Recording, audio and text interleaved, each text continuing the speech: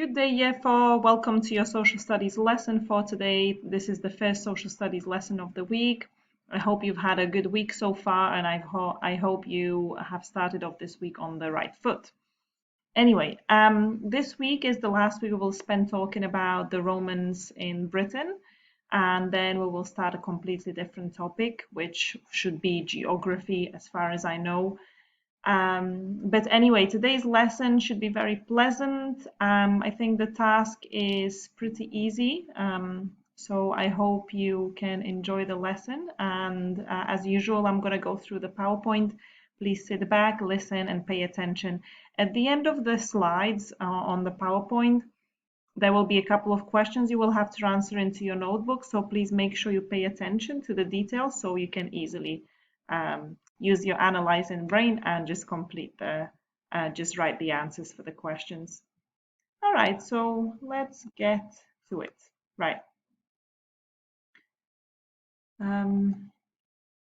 There we go. So, an interesting topic, Roman baths. Today we are going to be talking about Roman baths. I know it may sound like a funny topic. However, Roman baths were very important for the Romans in the past. We have them all over the world, and some of them function until now. And yeah, they're a pretty good invention. Right, so what you're going to do in this lesson, you're going to be able to explain what Roman baths were and know about the different amenities they contain. So what was inside these baths, okay? What were they? How will you know that you reached your lesson objectives? You will know by that you will be able to tell us, or you will you will be able to talk about what a Roman bathhouse is and who used it through your activity with questions. All right, I am going to read through the following slides carefully. Sit back and pay attention, please. Roman baths. Here we have a nice picture of the Roman baths, how they look. Anyway, what are they? The Romans loved to keep clean, and bathing was a sociable experience that the Roman people enjoyed sharing together. That means when they went to take a bath, they actually met up with other people who wanted to take a bath, of course, men with men, women with women, and it was an event like going out. The Romans also built the baths in the countries they conquered and re-established under Roman rule. There are many fine examples of Roman bathhouses in Britain. This picture shows the Roman baths at Bath, Somerset. So in the UK, we have a town called Bath. It's in the south of England, and we have one of these baths there. You can visit it perhaps if you visit England and you really want to take a look at Roman baths, you can go and visit. So whatever country the Romans conquered, they set up or they built a Roman bath there. This was like their legacy. All right, so let's get into deeper stuff about the baths. The Romans are well known for their innovative engineering and design skills, and building a bathhouse really showcased their talent. So Romans were very talented when it came to building different buildings, architecture, design. They were very creative and they were very smart and skillful. They had very good skills. They're very good at what they were doing. Right, water.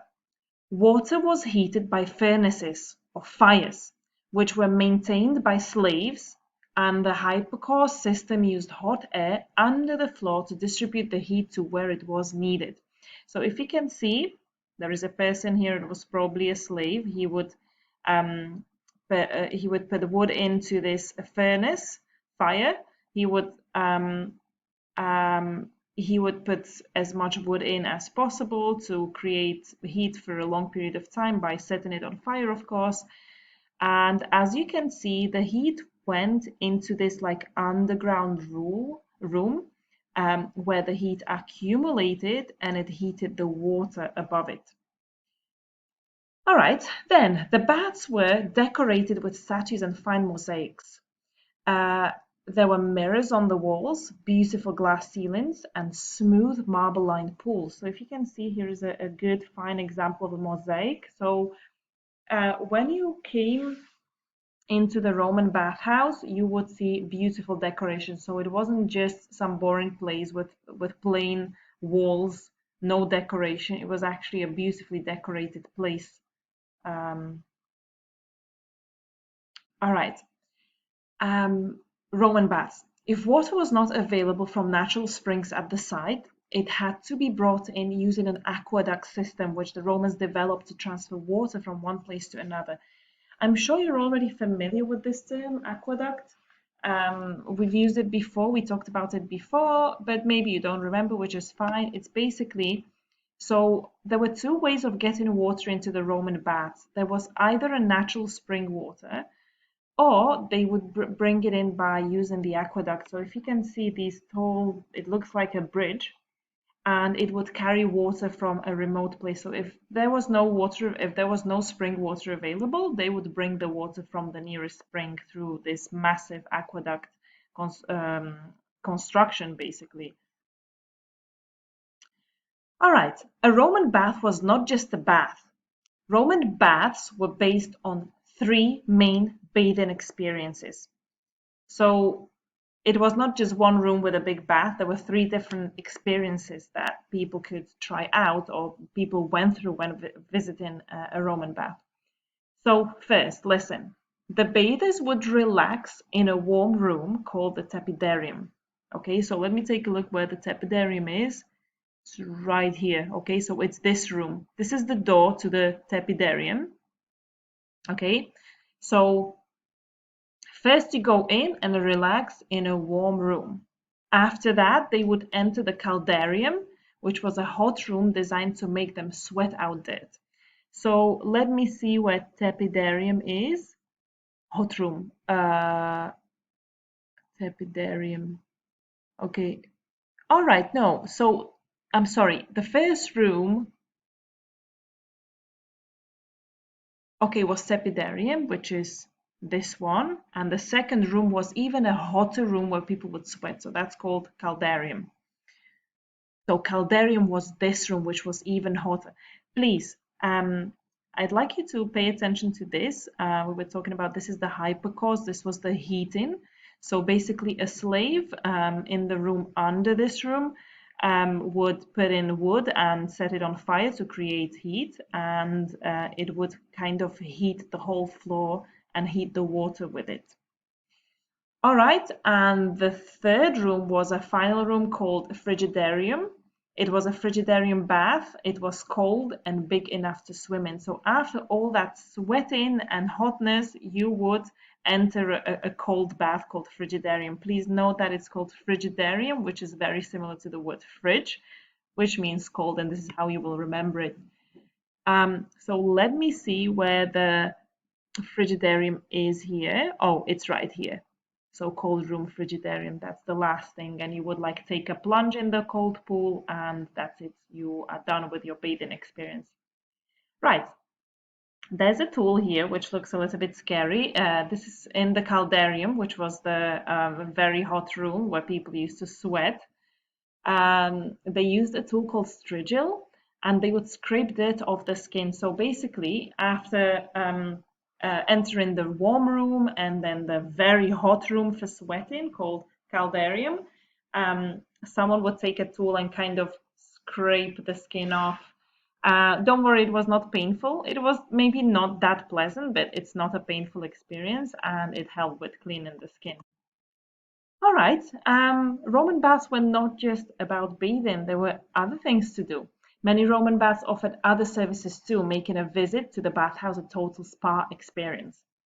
So first of all, there was a gymnasium or a gym where people could exercise and get fit. Then there were masseurs. There were people who would give massages to people. So they were employed to give massages and help soothe aching muscles. They would also rub oil into the skin. And of course, vendors sold food and drink at many stalls, so people could also enjoy some food while having the bathing experience, which is really nice. Right. So, some baths had separate plunge pools, steam rooms, and saunas. You know what is a pool? Plunge pool means it's an actual pool where you can like dip in your whole body and you can swim in it. So here is a good example of a plunge pool. Steam room is a very hot room with a lot of steam water vapor that helps you sweat. And sauna. Sauna is also a very hot room, but with no steam, and it also is designed for sweating. Anyway, entertainment was often provided for people relaxing before and after bathing.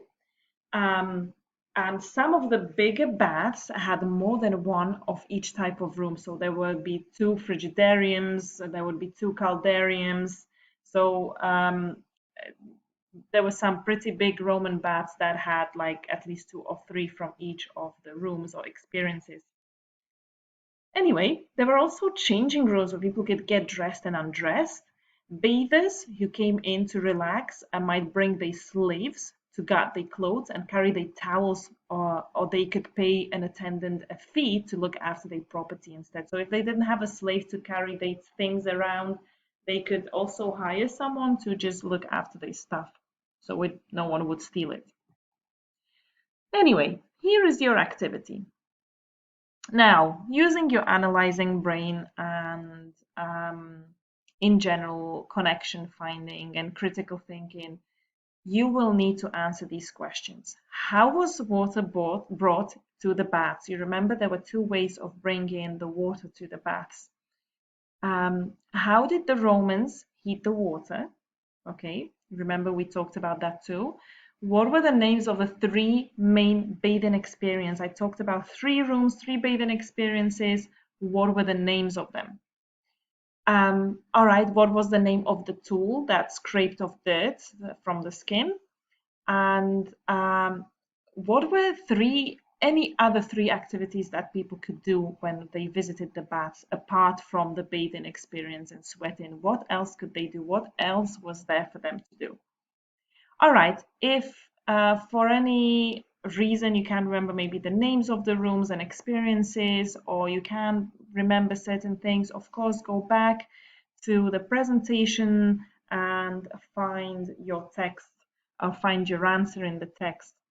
Please do this in your notebooks, only write the answers, and please take a picture and upload it on ClassDojo. Right, now, which one of the ACPs did we use in this activity? Right. Well, I hope most of you thought about critical thinking because I also mentioned that earlier on. Yes, absolutely. We were doing analyzing critical thinking. We used the text on the previous slides as our evidence to answer the questions. And this is how you will be successful in this lesson if you use your critical thinking. All right, at the end of the lesson, if you can print out your lesson reflection.